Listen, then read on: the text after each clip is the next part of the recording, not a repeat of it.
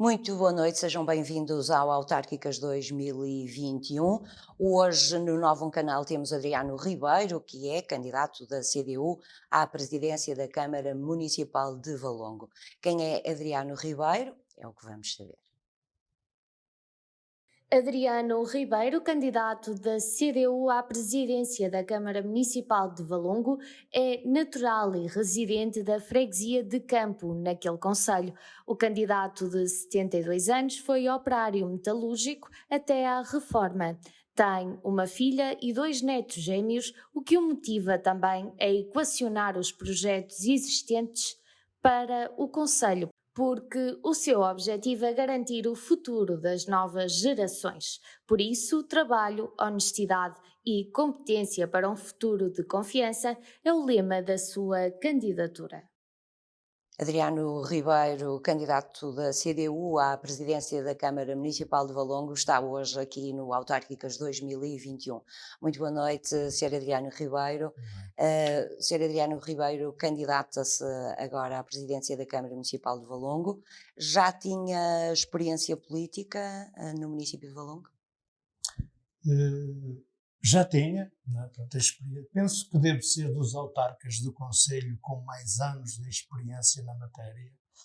Eu já fui eleito diversas vezes na Assembleia de Freguesia de Campo, fui eleito na Assembleia Municipal de Valongo, fui presidente da Assembleia de Freguesia de Campo, fui vereador de 2013 a 2017 e, portanto, é a terceira vez que sou candidato à Câmara Municipal de Valongo. Portanto, já tem muita experiência. Sim. Reside em Valongo?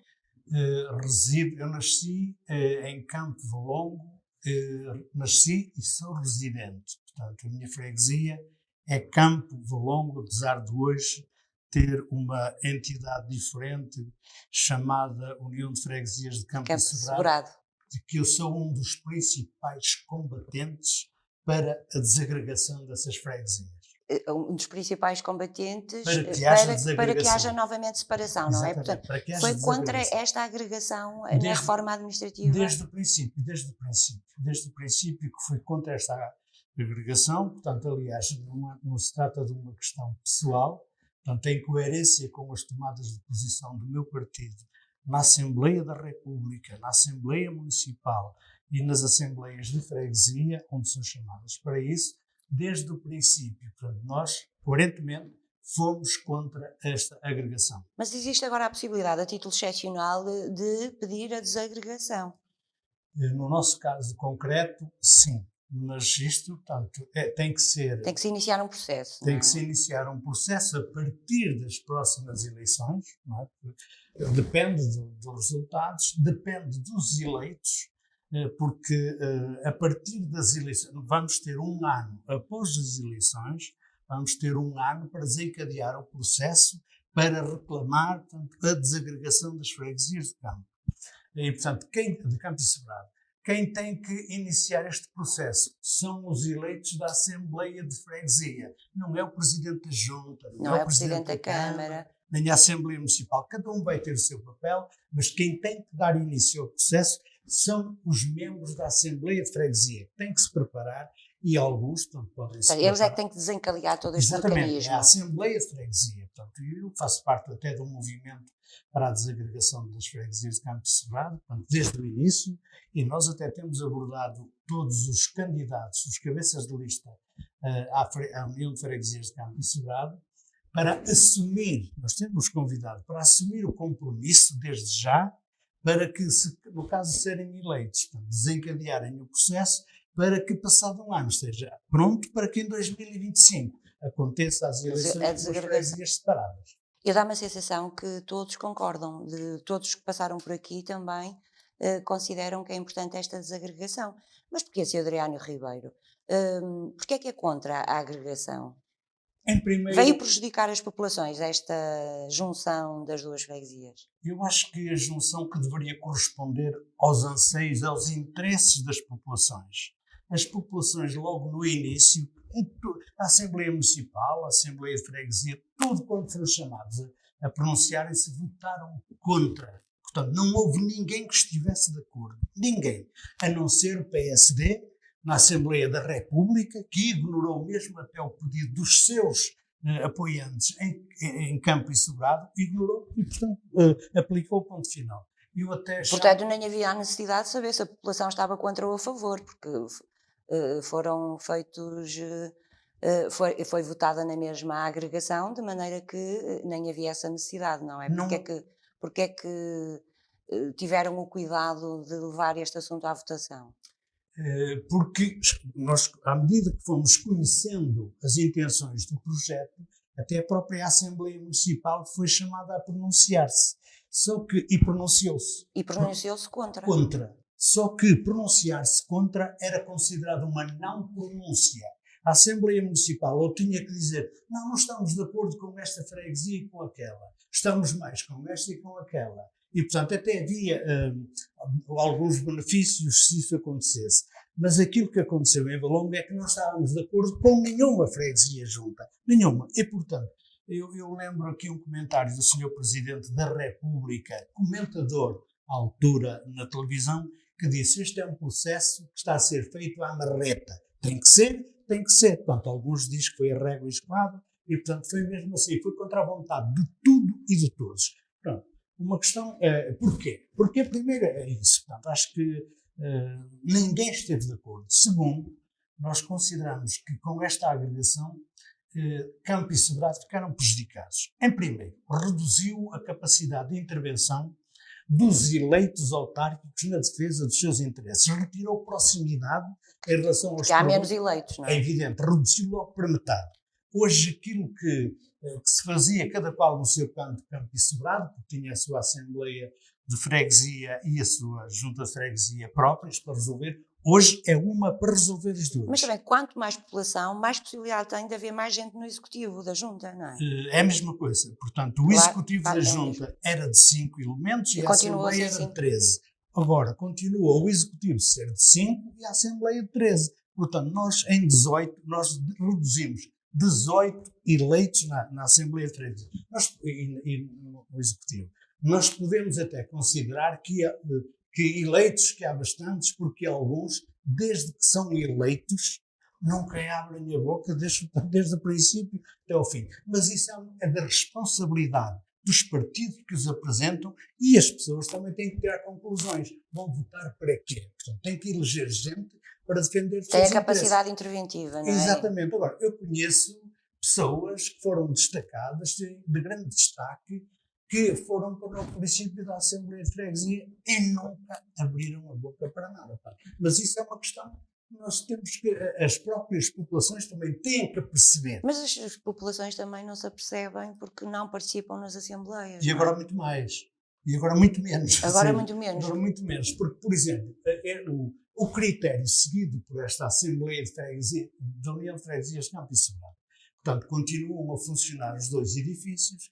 E quando há uma Assembleia de Freguesia... Os dois edifícios das juntas. Sim, é? das juntas. Normalmente, quando há uma Assembleia de Freguesia, têm feito alternadamente.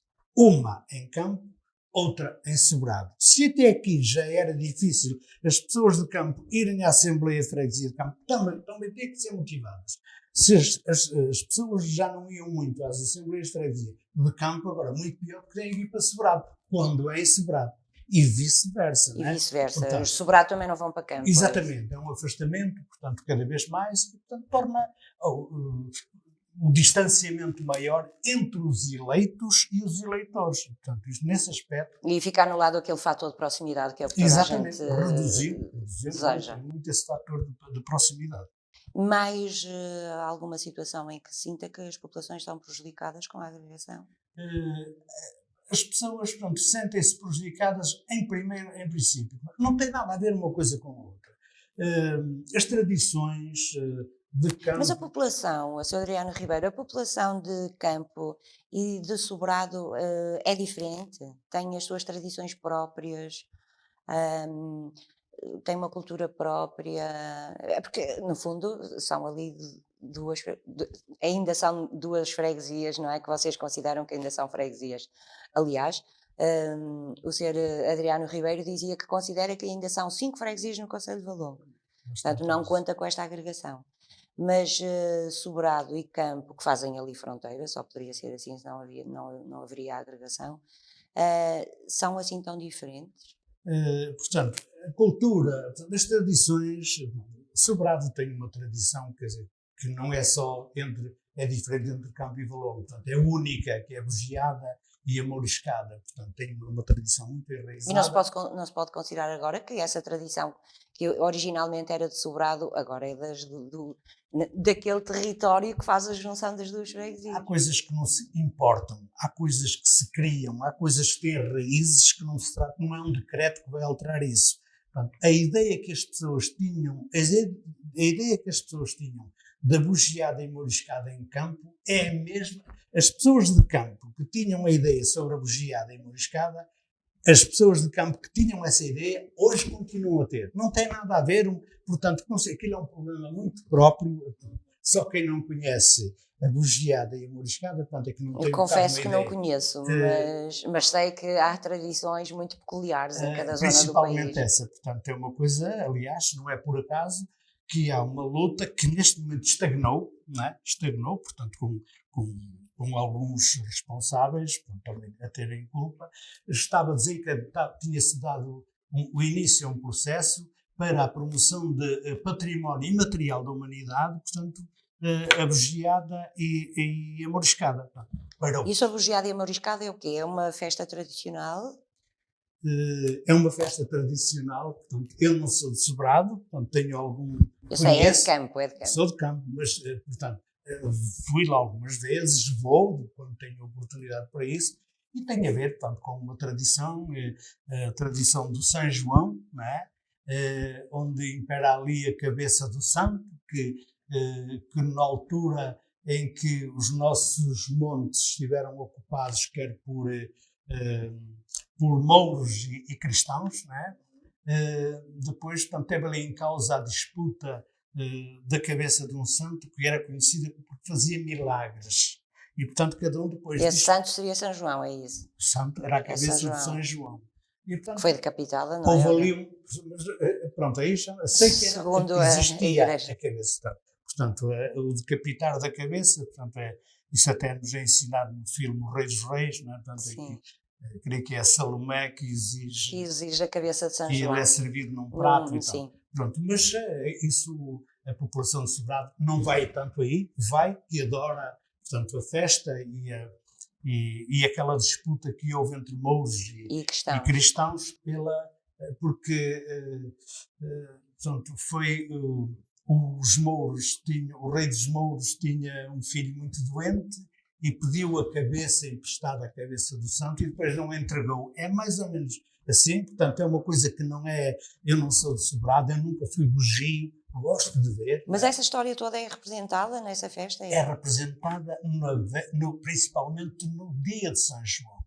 Portanto, em que os bugios, que são aos 500, 600, 700 e até mais, portanto, fardados, não é? Os mourisqueiros são menos, portanto, só pode ser mourisqueiro. Os bugios estariam a representar os cristãos e os mourisqueiros os mouros? Exatamente, portanto, mas esses são os mourisqueiros. Por razões que eu também tenho alguma dificuldade em explicar, só podem ser solteiros. Portanto, os bugios são gente, são figurantes com máscara, portanto, que ninguém os conhece, portanto, quando andam a marchar e a correr e a fazer a dança. Os mourisqueiros já não, portanto, têm a farda deles, mas andam de cara à mostra, e portanto, qualquer pessoa identifica quem é o mourisqueiro, etc.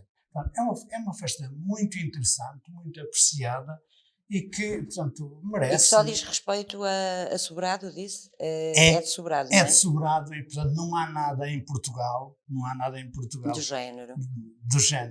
Portanto, isto para dizer que, efetivamente, estas duas populações de Campo e de Sobrado têm as suas diferenças, não é?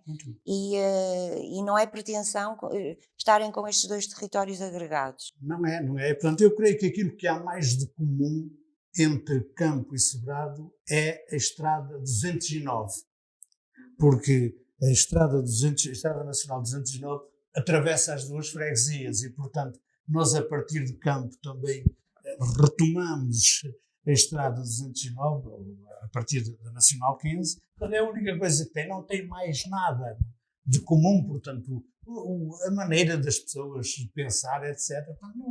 As questões religiosas, em termos de religião também, há diferenças muito grandes nas duas populações, e, portanto, não tem nada a ver. Isto tinha que ser feito assim. Portanto, vai dizer, porque a Troika disse que era assim, porque quando foi do governo PS que assinou, e nós agora tivemos que... E, portanto, felizmente, e graças a uma chama que se manteve sempre acesa, e acreditávamos que isto ia vir a ser possível, portanto, nós costumamos costumamos dizer que estamos agora a ver uma luz ao fundo do túnel, mas não está nas mãos de ninguém atualmente, a não ser nos futuros eleitos, que vão ser eleitos no dia 26 de setembro. Essa luz que diz que está a ver ao fundo do túnel é a tal possibilidade, não é, agora de poder proceder a esta desagregação, porque até há pouco tempo não havia essa possibilidade. Portanto, não havia essa possibilidade e, portanto, o governo, portanto, quem fez esta agregação foi o PSD. Não estou dizendo que foram obrigados, etc., sem ouvir, sem respeitar PSD e CDS. O PS, que estava na oposição, dizia que era contra. Hoje, que é governo, portanto, de legislatura em legislatura, foi adiando. Porque agora não há tempo e porque agora já é muito e, portanto, acabar por se entender o PS e o PSD na Assembleia da República de tirar para depois das eleições de 2021, depois das eleições, iniciar-se o processo. Porque até havia quem dissesse, mas se calhar até pode haver, portanto, a questão de eleições intercalares. Não tem nada a ver, pode haver eleições intercalares, mas é sempre para acabar o mandato iniciado em 2021. Não tem nada a ver uma coisa com a outra. Se houver possibilidades para a desagregação, se a Assembleia de Freguesia desencadear esse processo, é só em 2025. Se o Sr. Adriano Ribeiro for eleito Presidente da Câmara, ou de alguma maneira, se tiver um papel preponderante no próximo Executivo da autarquia, vai fazer pressão para que tudo isso aconteça? Vai fazer pressão junto da Assembleia de Freguesia? Eu vou fazer aquilo que esta Câmara não fez. Esta Câmara não fez nada sobre a desagregação das freguesias. Esta Câmara, a única coisa que fez foi show off. O que é que eles fizeram? Em dezembro de 2020, aprovaram por unanimidade uma moção, mas não foi para enviar ao Governo nem à Assembleia da República, que neste caso quem decide é a Assembleia da República e não o Governo. Portanto, a Câmara aprovou uma moção por unanimidade para enviar à Junta de Freguesia. Para quê? Zero. Mas o que é que dizia nessa moção? A Câmara aprovou uma moção para enviar à Junta de Freguesia para dizer assim, vão-se preparando, porque há uma proposta de lei, ainda era proposta, não era uma lei, vão-se preparando os documentos, etc., para que depois se for aprovado, depois da lei, que era proposta ainda, não era uma lei, para ir adiantando o processo. A Câmara, ao aprovar isso, sabia que ao outro dia vinha no jornal. E foi esse o objetivo. Portanto, vem no jornal, o que levou algumas pessoas a pensar isto já está resolvido. Mentira! É mentira. Portanto, a Câmara não fez absolutamente nada em relação a isso. Se eu for eleito, seja na condição que for, como vereador ou como presidente, seja aquilo que for, não é? Portanto, uma das coisas que farei é tudo no sentido para que este processo retroceda, portanto, e para que haja a desagregação. O PSD vai dizer que a culpa de não ser já em 2021 é do PS. É mentira. Eles entenderam-se os dois na Assembleia da República, porque se quisessem, o PCP, nas duas legislaturas, apresentou uma proposta para a desagregação e que aconteceria já. Mas eles entenderam-se, portanto, rejeitaram essa proposta e acordaram para que só haja possibilidades de haver desagregação depois em 2025. Os dois. O processo é desencadeado após eleições, não é? Sim, temos um ano, por exemplo. Portanto, tem um ano e a desagregação só é em 2025. Só acontece se nós concluirmos o processo. Mas porquê tanto tempo? Se nós concluirmos o processo dentro desse ano, ficamos prontos e seguros que em 2025 haverá a desagregação. Mas há necessidade de tanto tempo, porque se concluírem o processo e há um ano, portanto, no final de 2022, possivelmente, já estará tudo, em termos de Assembleia de Freguesia, tudo resolvido, tudo enviado para as entidades competentes e depois necessitam de mais 3 anos ou 2 anos para efetivarem a desagregação. É evidente, é por isso alguns até falavam na questão de eleições intercalares. Até na discussão nós admitíamos a possibilidade de conseguirmos o compromisso de alguns eleitos, ou a totalidade dos eleitos, se demitirem por provocar eleições. Mas não, se houverem eleições, num caso de eleições intercalares, se houverem eleições é para concluir um mandato e não, portanto, já haver desagregação. É concluir um mandato iniciado em 2021. Eles sabem muito bem aquilo que fizeram, portanto, foi para cortar a mínima possibilidade. Não estará relacionado com a regionalização, como se sabe, Sr. Adriano Ribeiro, o Governo agora tem vindo a público falar, declarar que a regionalização é para levar para a frente. E, portanto, poderá haver aqui, ou poderão vir a existir algumas medidas que podem chocar com essa desejada desagregação das freguesias, porque haverá, noutros pontos do país, com certeza que outras freguesias a pretenderem o mesmo. Eu penso que nós temos vindo de promessa em promessa a adiar aquilo que se promete. Não é? E, portanto, o facto de vir agora, isto não tem nada a ver com a regionalização. Portanto, eu sou candidato da CDU, onde o Partido Comunista tem um peso nessa coligação, não é? Portanto, é sabido, e, portanto, o PCP apresentou um projeto de lei na Assembleia da República que deixava nas mãos dos órgãos autárquicos dizer assim: queremos continuar conforme está ou queremos agregar. Pronto, foi uma experiência, não é? E até admitimos que com essa experiência hajam algumas freguesias que concluíram que estão melhor. O problema, tudo bem, estava resolvido. Aqueles que queriam regressar outra vez à origem das suas freguesias, deixava nas mãos dos órgãos autárquicos essa questão. Não, portanto, aquilo que há é um compromisso, pronto, até há quem diga, portanto, que é o compromisso, porque houve muita gente que ficou beneficiada com isto. E outros, possivelmente, quem ficou, não foram as populações, quem ficou beneficiado com isto foram presidentes que tinham meio tempo e passaram a ter o tempo inteiro, não sei se me está a entender. E essas pessoas têm uma influência muito grande e estão a fazer pressão no sentido de que não haja desagregação, e não vai haver, portanto, não haja desagregação antes de 2025. Na maior parte dos casos, esses presidentes também terminam o seu mandato, terminam o ciclo de 3 mandatos, não se podem candidatar, já não é nada com eles. E, portanto, enquanto têm influência, vão segurando essa questão para que não haja desagregação, para resolver os problemas pessoais das vidas deles. É isso. Portanto, há aqui muito tipo de interesses em jogo. Sim, sem dúvida.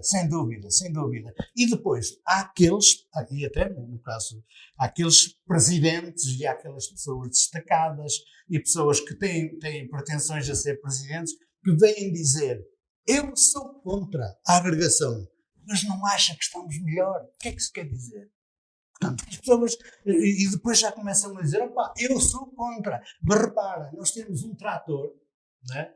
Agora, nesta altura, temos freguesias e tal, temos um trator. Esse trator vai para outra freguesia. O que é que estão a fazer? Estão a convidar as pessoas a não terem força para a desagregação. Há uma mentira, portanto, há um embuste muito grande na discussão disto. Quando se discute o problema, era importante que for. Eu faço parte de um movimento que recolheu assinaturas, fomos à Assembleia da República, nós fizemos um debate o ano passado na Casa das Artes em Sobrado, que mais ninguém fez. Se alguém fez, à parte dos partidos que são e das instituições que estão, quer no Governo, quer na Assembleia da República, foi este movimento, e eu daqui, se tiver a oportunidade, gostava de mandar um abraço a todos aqueles que abraçaram este projeto desde o princípio, e estamos convencidos de que se as coisas se atingirmos os nossos objetivos, é principalmente pelos passos que têm sido dados pelo movimento para a desagregação das freguesias de Campo de Sobrado. Um abraço para eles. Já percebi, Sr. Adriano Ribeiro, que este é um tema que o afeta muitíssimo, não é? Pronto, desculpa ainda. Pessoalmente não, porque repare uma coisa, eu creio que o problema é muito mais sentido em Sobrado. É mais sentido em Sobrado. Eu até sou de campo. Agora, eu sou solidário por uma questão de princípio, não é? Estou solidário com as populações que foram vítimas de uma agregação onde estiveram desde o princípio contra, não é? Contra. E, portanto, eu normalmente tenho este princípio, são militantes de um partido que normalmente diz às pessoas aquilo aqui e na Assembleia da República faz aquilo que diz aqui. Ao contrário daqueles que dizem às pessoas, vocês, até porque, repare, o mesmo agente do PSD de Campo e Sobrado votou por unanimidade essas moções. Mas isso faz parte da estratégia, dizer, pronto, vocês entretenham-se aí que a gente aqui trata do resto. Não, ignoraram pura e simplesmente qualquer movimento que houvesse no sentido de impedir a desagregação. Isto, estou a dizer isto à vontade e direi onde for preciso. São técnicas políticas, não é? Sim, são técnicas políticas que nós não partilhamos. Portanto, se o meu partido me dissesse aqui, viesse à minha terra dizer uma coisa, e na Assembleia da República dissesse outra, não tinha o meu voto. Eu não votava no meu partido, porque via aquilo que me estava a aldrabar. E aquilo tem que haver coerência naquilo que se diz e naquilo que se faz. E portanto as pessoas depois isto é tudo igual. Não é tudo igual, nem de perto nem de longe. Sr. Arno Ribeiro, e vamos continuar por Sobrado. Outra situação que muito tem deixado revoltada a população é o aterro de Sobrado. Já há uns anos que, inclusivamente, foi criada uma associação ambientalista por conta de tentar lutar contra este aterro, ou de tentar que este aterro encerrasse. O que é que se pode dizer em relação a uma situação que está criada e que cria muita revolta, mas que ninguém consegue fazer nada? Porque isto já lá vão muitos anos e o aterro continua a obter licenças, a funcionar e a situação não se alterou grande coisa, não é? De há uns anos a esta parte. Em termos de poluição. É um problema. Na realidade, é um problema que existe e não é muito fácil de resolver esse problema. Eu digo-lhe porquê. Porque o aterro foi licenciado em 2007 pelo governo do Partido Socialista e pela Câmara do PSD. E à medida que o processo foi avançando, portanto, quer com cumplicidade dos dois, chegamos a esta situação. Só quando as pessoas se começaram a sentir prejudicadas, começaram um ambiente terrível, bicharada a entrar pelas casas dentro, etc., começaram a manifestar-se, não, cheiro, evidente, começaram a manifestar-se, portanto, até aí iam fazendo alguma força, e foi criado um movimento, e quando foi criado o movimento, aquilo que a Câmara e a Junta diziam é, vocês façam barulho, vocês manifestem-se, porque a Câmara está ao lado da população, não é? Mas eles diziam assim, vocês manifestem-se, que nós vamos ser os primeiros a chegar. Eu entendo o contrário. Acho que devia ser a Câmara e a Junta de Freguesia assim, venham atrás de nós vamos à frente. Não é? Pronto. E depois de muitas consequências... Mas a Câmara, possivelmente, digo eu, também estará presa a este processo, porque também teve que, no início da instalação deste aterro, também teve que passar algumas licenças, não é? É evidente. Portanto, também está aqui presa. Pronto, portanto, agora a Câmara, naturalmente, que isto também vai mudando, a gestão da Câmara vai mudando, portanto, foi do PSD, agora é do PS, e a partir do momento... E agora vemos o Presidente da Câmara a manifestar-se contra também. O Sr. Presidente da Câmara começou a ter alguma coisa porque foi pressionado a fazer isso. E hoje, portanto, é um bocado difícil porque é quem atira a responsabilidade. É para este ou para aquele, você podia ter encerrado porque teve 10 anos. Primeiro o PSD assinou. Portanto, primeiro o governo do PS licenciou. A Câmara do PSD licenciou. E depois vem dizer, vocês agora tiveram 10 anos para encerrar. Abriram, que é para depois atirar ao outro a culpa de não encerrar. Não é? Então e o papel da CCDR e da IAPA? Da Associação Portuguesa do Ambiente. Portanto, são papéis colaborantes, não é? Colaborantes com as decisões que acabaram de ser tomadas e que acabaram por ser... É a CCDRN, o Ministério do Ambiente, a IAPA, são responsáveis por aquilo que estava... Eu creio que foi em 2020, veio o senhor Ministro do Ambiente, veio a campo, não é? E foi, portanto, por causa de um processo de ETAR de campo, e foi confrontado. E ele disse, ficou, não sabia de nada. Em relação ao aterro? Sim, não sabia de nada. Portanto, como é que é? Se não sabia, o que é que tinha feito até ali a Câmara e a Junta de Freguesia? Que são os principais, são os porta-vozes, não é, das populações, tem que ser eles. E os próprios deputados da Assembleia da República. É evidente. Nós fizemos deslocar um deputado ao Alto de Vilar, a Vilar, falar com as pessoas, fizemos uma tribuna pública, etc. Mas nós só temos 2 deputados no Distrito do Porto. Os outros, que têm dezenas deles, têm a força na mão para resolver este problema, não resolvem. Nós também reconhecemos as nossas dificuldades. Portanto, para já, por enquanto, aquilo que se vê no horizonte é que este é um problema irresolúvel, não é?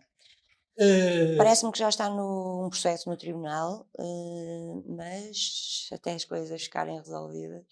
Pronto, naturalmente, enquanto o pau vai e vem, folgam as costas, não é? Portanto, poderá ser um bocado isso. Agora, falta depois também vontade, não é? Não basta só dizer, porque, repare numa coisa, eu vejo campanhas, eu vejo outdoors a dizer, para o ano vamos fechar o aterro.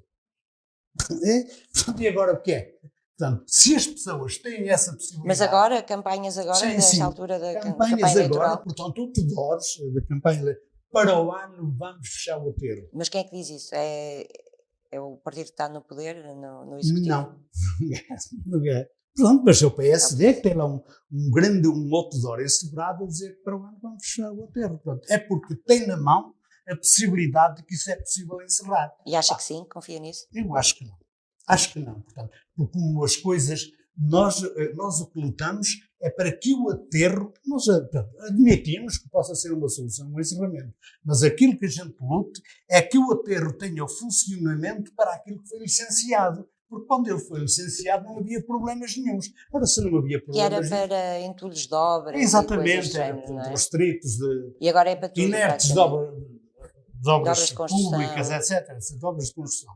Portanto, é tudo feito normalmente, a promessa é essa, não há problema. Depois de estar, não é? Portanto, mas depois de ser Ministro do Ambiente ter vindo, como disse que ele foi confrontado e não sabia de nada, entretanto parece que foram feitas algumas fiscalizações. E que...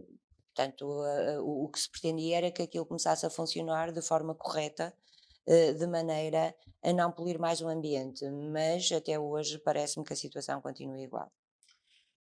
Nós, a semana passada, fomos visitar a jornada parlamentar, que é o movimento, a jornada principal, que é o movimento do aterro. Sim, o tal que foi criado quando aconteceu este problema.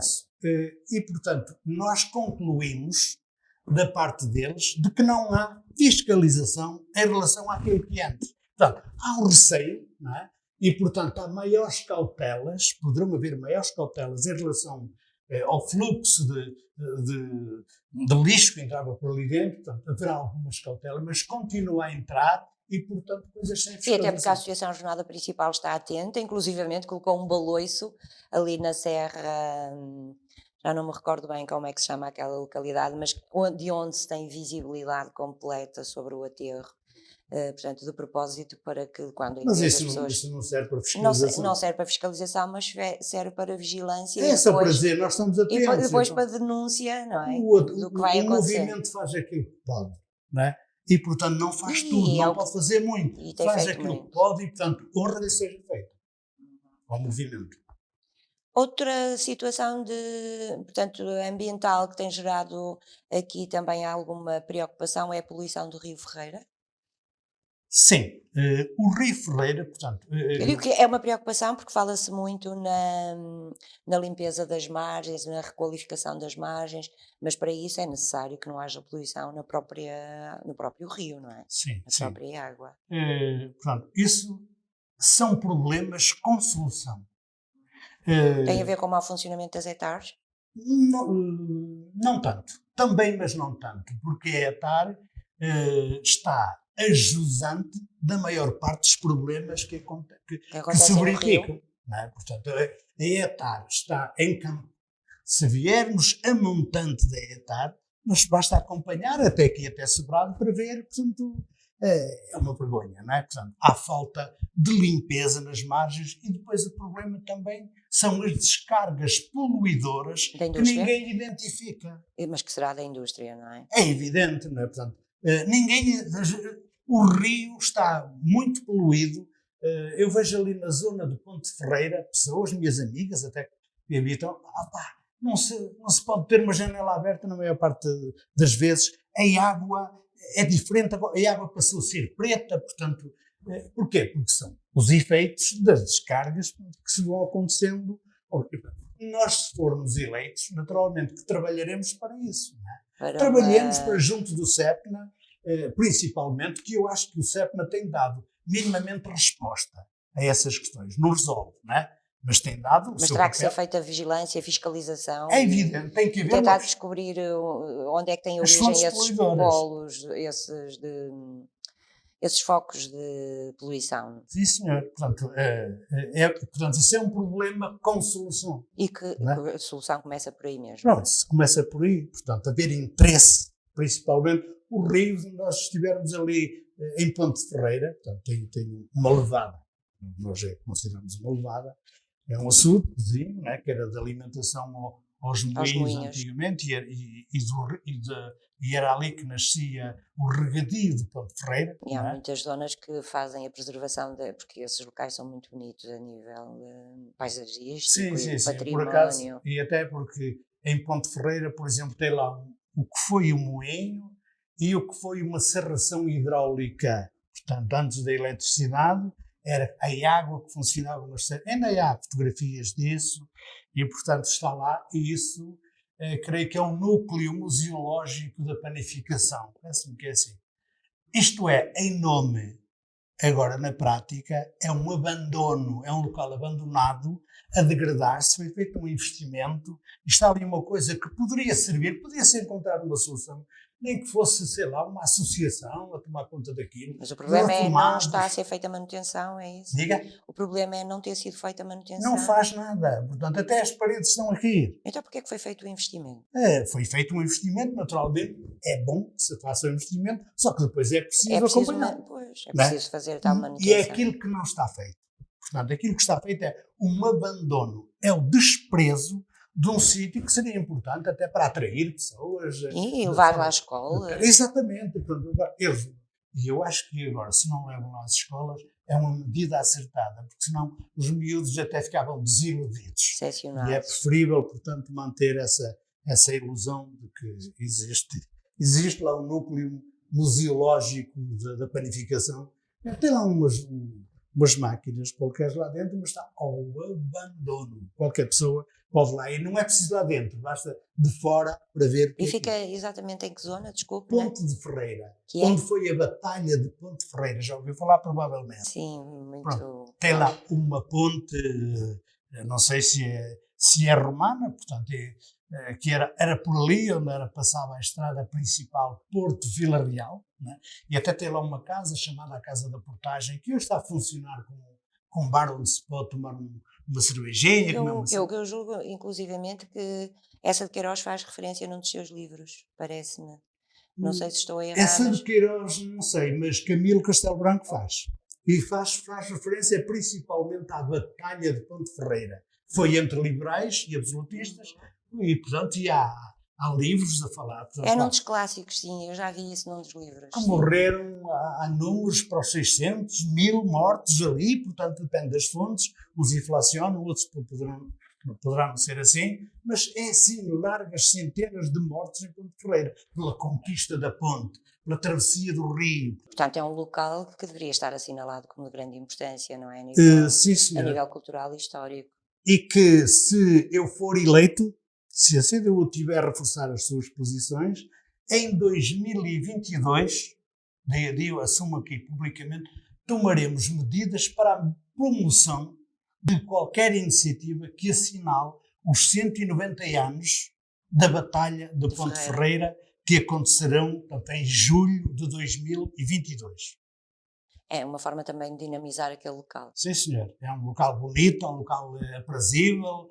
Agora também tem que ser estimado, não é? Portanto, Como tudo, não é? Na Exatamente. vida, Sr. Adriano Ribeiro.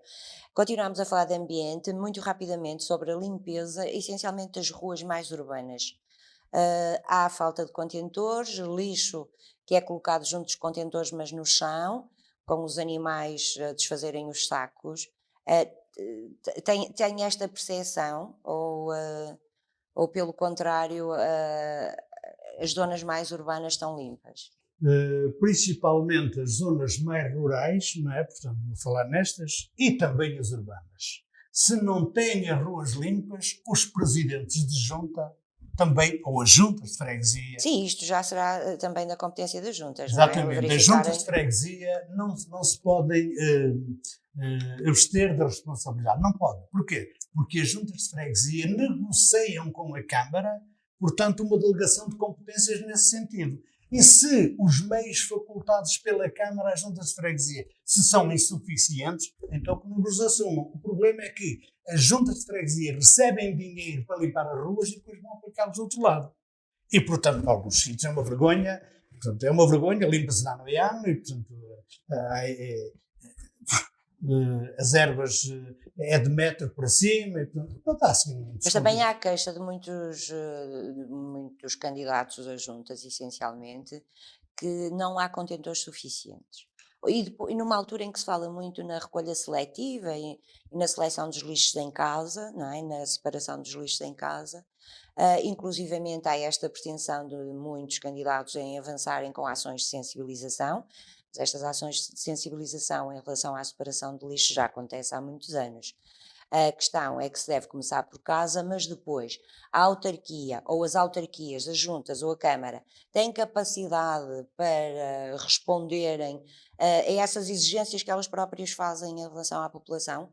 Exigências entre aspas, mas é sensibilização da separação dos lixos e depois não ter o equipamento mais adequado onde as pessoas possam colocar os lixos já devidamente selecionados, não faz sentido, Sra. Adriana, pois não.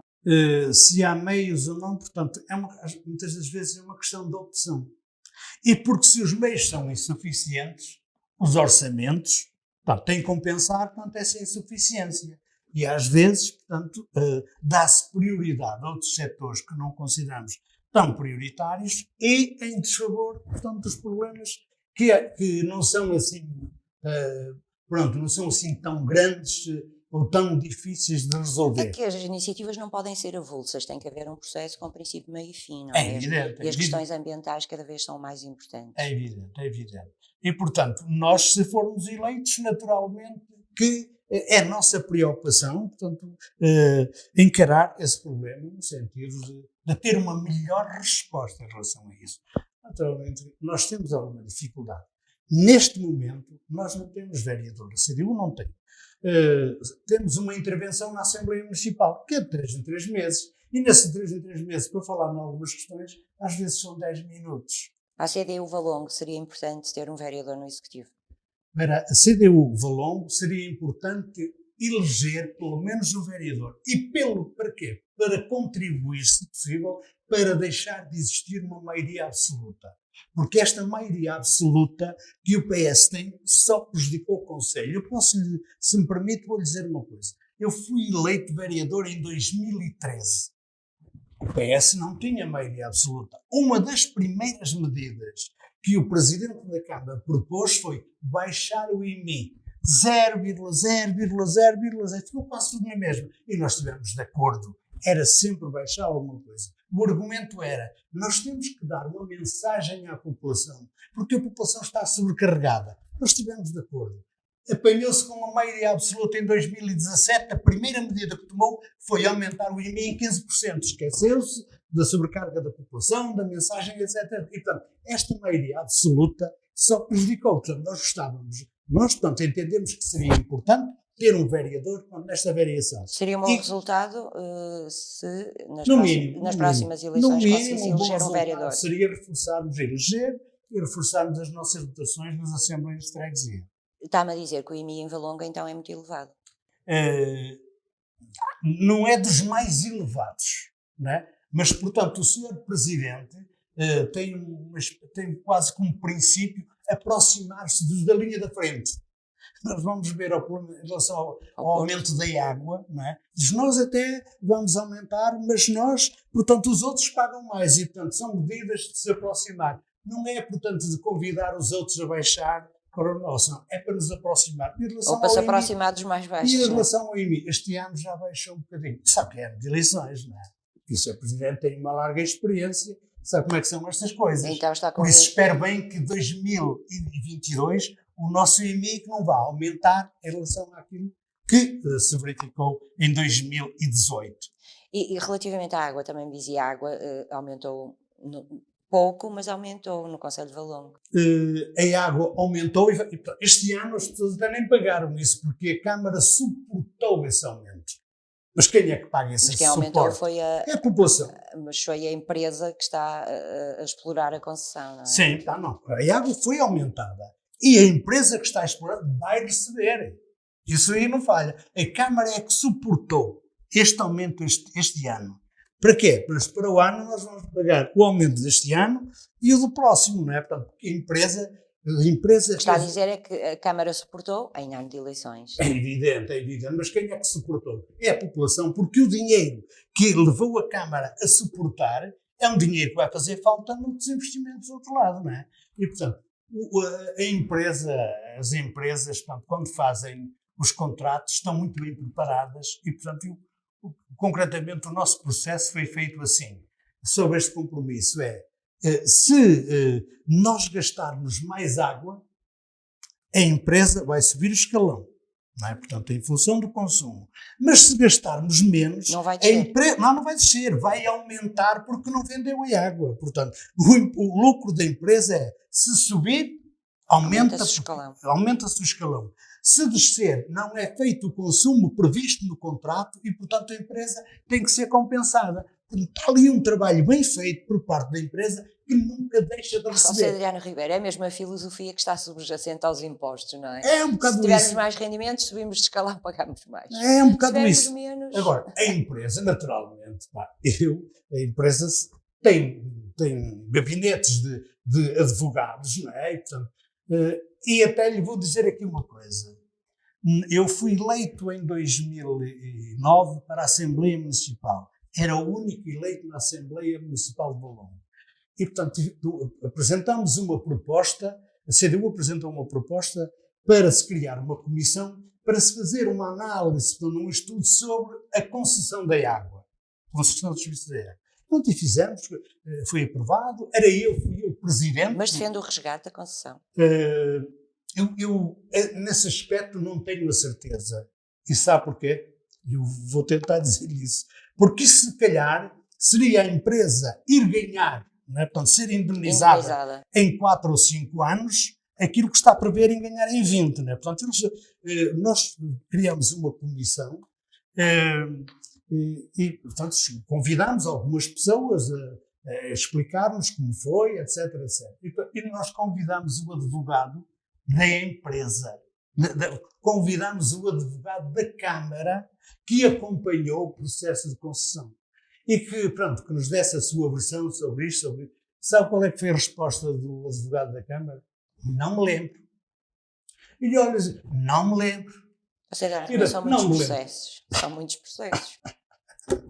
Pois não se lembra porquê? Porque isto foi feito de tal ordem para salvaguardar os interesses da empresa, não foi dos municípios. E, portanto, é nesse aspecto, é no consumo, etc, etc. E, portanto, mas o que é que o município ganha com isso, em tentar salvaguardar os interesses da empresa? Não, só perde.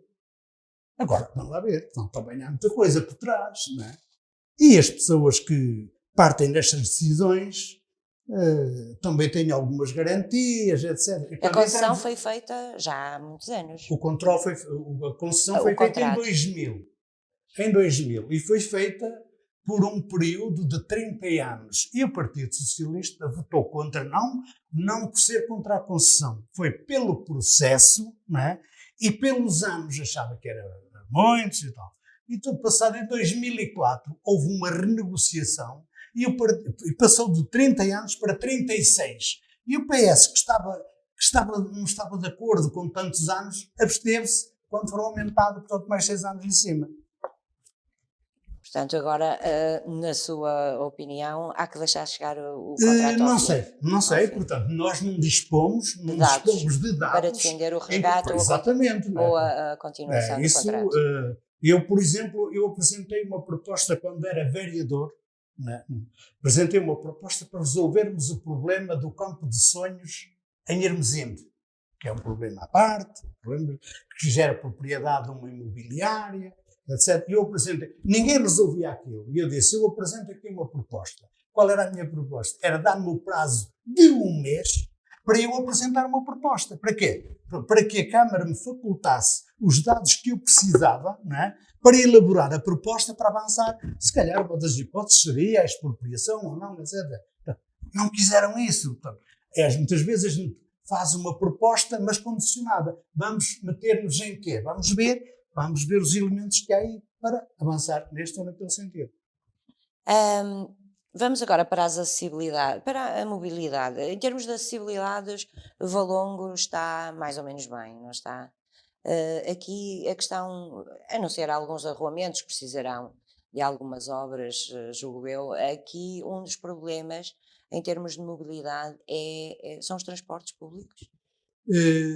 Os transportes públicos não quer dizer que estejamos mal servidos, não é? Não estejam muito mal servidos. Mas há uma situação que é periclitante, digamos assim, que é a questão de sobrado. É esse? Porque todo o resto é servido pelo STCP, não é? Para além das empresas todas privadas. Todas as outras 4 freguesias. E Sobrado não. Sobrado. E, portanto, Valongo, que faz parte do Conselho de Administração do STCP, que paga e, portanto, não tem poder de decisão, porque senão devia exigir para uma das suas 5 freguesias, que é a única nestas que não tem transporte público do STCP. Pronto. Agora, portanto, há pessoas, mas agora temos o andante, etc, etc. Uma das questões que é apontada é que o transporte público é para servir a população e não é para negócio. Não é? E segundo, nós encaramos isto como uma possibilidade. Se os STCP fossem a Sobrado, para além de servir as pessoas, levaria muita gente de fora, reformados, que iam passear, iam visitar Sobrado, iam beber um copo, etc, etc. E, portanto, ia dar mais vida a Sobrado, resolver os problemas daquelas populações e dar-lhe mais vida a receber... Mas porquê é que Sobrado? Porque campo tem. Em campo passam os autocarros dos STCP, não é? Sim, sim. E porquê é que Sobrado não? Existe alguma explicação para isso? A explicação tem estado a sobrepor sobre isso os interesses dos privados. Mas Sobrado não tem interesse para os STCP ou os privados é que têm muito interesse? É evidente, não, os privados é que sobrepõem aos interesses das populações, não é? E, portanto, não há aquela vontade de encarar o problema de frente, não é? Como se resolvem outros problemas, portanto, não tem havido. E, portanto, nós pomos como uma questão de honra no nosso programa a ida dos STCP a Sobrado. Se os outros entendem que não são necessários, é um problema que é deles. É uma maneira deles ver. Nós não. Nós entendemos que os STCP indo a Sobrado só toda a gente tem a ganhar. Outra questão que é muito cara à CDU tem a ver com a política habitacional. Há quem defenda a habitação pública, não é? E agora, no âmbito daqueles programas do Primeiro Direito, em que as autarquias se candidataram, há alguns milhões que vão para os municípios. Valongo, julgo que no âmbito deste programa que recebeu ou vai receber 41 milhões. Isto da habitação pública, digamos que é uma espécie de, através de alguns mecanismos, tentar aqui um arrendamento a custos controlados para as pessoas mais carenciadas e para os jovens que agora andam à procura da primeira habitação. O que é que o Sr. Adriano Ribeiro tem a dizer sobre a situação atual de Valongo? A situação atual de Valongo, os dados de que disponho são que existem pessoas, portanto, no limite quase da pobreza, não é? A necessitar, são 850 pessoas que estão inscritas à espera de casa. Mas aí a habitação social, não é? Que é uma vertente um bocadinho diferente. Agora a habitação social não se deve só limitar a essas pessoas, porque há muitos jovens E há pessoas que têm uns salários de 700 euros, de 600. Não podem pagar a renda de 300 ou 400. É evidente. E, portanto, é preciso encontrar uma resposta a isso e, portanto, virar as coisas nesse sentido. Para além do estudo, é necessário, portanto, concretizá-los. Tudo aquilo que seja feito de melhorar, é evidente, nós aplaudimos. Neste caso, os 41 milhões, não é? Podem beneficiar o município. Sim. E fazer com que as pessoas efetivamente tenham a possibilidade de ter rendas a custos controlados. Tudo que seja feito nesse sentido nós aplaudimos, nós apoiamos.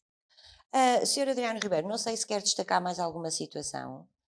Caso contrário, há algo que o preocupe, para além destes temas todos que focamos, há algo que o preocupe no município e que pretenda resolvê-lo ou fazer pressão para a sua resolução caso venha a ser eleito? Eu creio que há um conjunto de problemas que nós fomos falando agora ao longo da nossa conversa, e eu penso que estes problemas, portanto, podem ser melhor resolvidos se não houver maioria absoluta. Porque até aqui não há diálogo, portanto, há imposição e ponto final. E, portanto, um dos nossos grandes objetivos é contribuir para que haja uma melhor discussão, para uma melhor solução.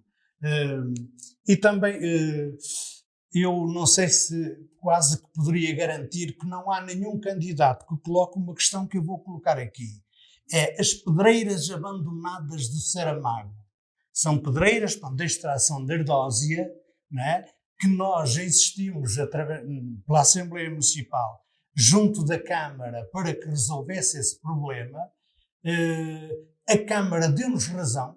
Os serviços camarários foram ao local, desconheciam, isto é em campo, desconheciam, ficaram a saber, os serviços... Mas as pedreiras estão abandonadas? Estão abandonadas mesmo. O local está em mau estado, é isso? Portanto, arvoredo, nem se sabe muito bem o que é que está lá no meio, não é? E, portanto, são pedreiras com 70, 80 ou 100 metros de profundidade, cheias de água, até à boca, ou de lixo algumas, e, portanto, graças à nossa intervenção, puseram uma rede de malha-sol de volta, que é aquilo que se utiliza nas obras de construção civil, e, portanto, os serviços camarários deram-nos razão, constataram exatamente as lacunas que nós verificámos existir. Mas acha que chega a colocar essa rede de malha-sol? Não chega. E pior, é que os serviços disseram, portanto, depois de verificarem as questões, notificaram a empresa e deram-lhe 10 dias para responder. Se não respondesse, a Câmara ia tomar as medidas necessárias. No fundo, tem que se proceder ali a uma limpeza, não é? A Câmara notificou a empresa não respondeu. E como não respondeu, a Câmara disse que no prazo de 45 dias, se eles não fizessem as obras, ia fazer a Câmara. Pronto. Como não se fez nada, nós voltamos a insistir e não tínhamos resposta para isto. Mandámos para o Ministério Público, fazendo esta denúncia. Apresentaram queixa, não é? Fizemos queixa. O Ministério Público contactou a Câmara.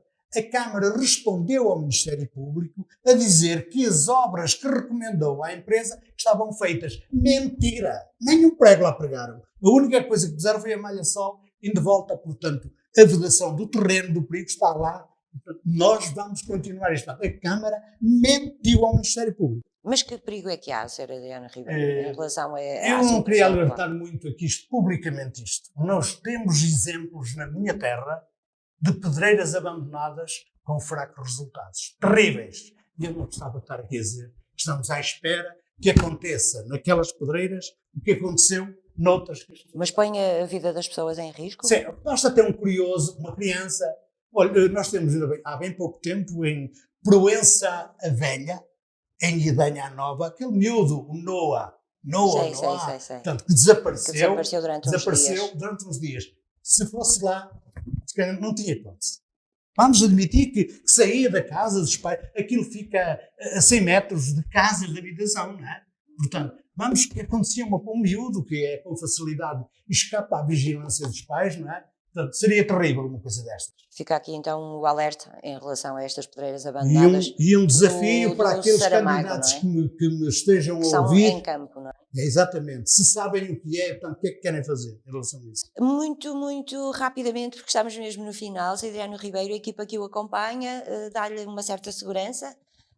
São tudo pessoas da CDU? Ou também tem o apoio de independentes? Também temos o apoio de independentes, mas pronto, a gente normalmente, ao convidar os eleitos para a lista, são baseados na disponibilidade e disposição que as pessoas têm, e portanto quem me acompanha é gente que está disponível e disposta para o trabalho que se aproxima e que nós desejamos que seja um trabalho profícuo. A terminar, deixo-lhe aqui a possibilidade de se dirigir diretamente à população de Valongo, de forma a transmitir aquilo que acha que é essencial nesta sua candidatura. Aquilo que eu gostava de transmitir à população é que nós temos uma experiência. Normalmente as pessoas dizem isto é tudo igual, mas nós temos uma experiência. O que é que foi uma Câmara CDU, uma Câmara com um vereador da CDU, e o que é ultimamente uma Câmara de maioria absoluta sem a CDU? Creio que os benefícios estão à vista, e foi provado também de que nós, vereadores, portanto, vamos para a Câmara com um objetivo, o objetivo de lutar pelos anseios das populações e com um princípio de nunca ser beneficiados nem prejudicados. Aliás, toda a gente sabe que em 2013 me foi feita uma proposta para eu ser vereador a tempo inteiro e não a aceitei. Não aceitei porquê? Porque eu, para ganhar aquele vencimento, eu tinha que estar a abanar com a cabeça a toda a gente, e isso não. Nós estamos ali não para olhar pelos nossos interesses, mas para olhar pelos interesses da população. Digam-nos um exemplo como este. Mostrem, portanto, uma pessoa, um trabalhador como eu, portanto, aquilo que eu ia ganhar na Câmara, portanto, ao fim de 4 anos, era a minha independência. E, portanto, eu abdiquei disso. Eu, tanto em colaboração com a força que me propôs, portanto, abdiquei disso para continuar a estar ali disponível para tudo, para enfrentarmos tudo os problemas que viessem, sem a condição de... É isso, portanto. E vamos evitar a maioria absoluta. Muito obrigada, Sr. Adriano Ribeiro, por ter estado aqui à conversa connosco em tempo de campanha eleitoral, que as eleições já vão acontecer no dia 26, já falta pouco tempo. Muito obrigada por ter aceitado este convite. Desejo-lhe as maiores felicidades e até uma próxima oportunidade. Tivemos aqui Adriano Ribeiro, candidato da CDU à presidência da Câmara Municipal de Valongo. Aqui ficaram as suas ideias bem vincadas e defendidas com muita convicção. Voltaremos brevemente com outros convidados. Boa noite, obrigada por ter estado connosco.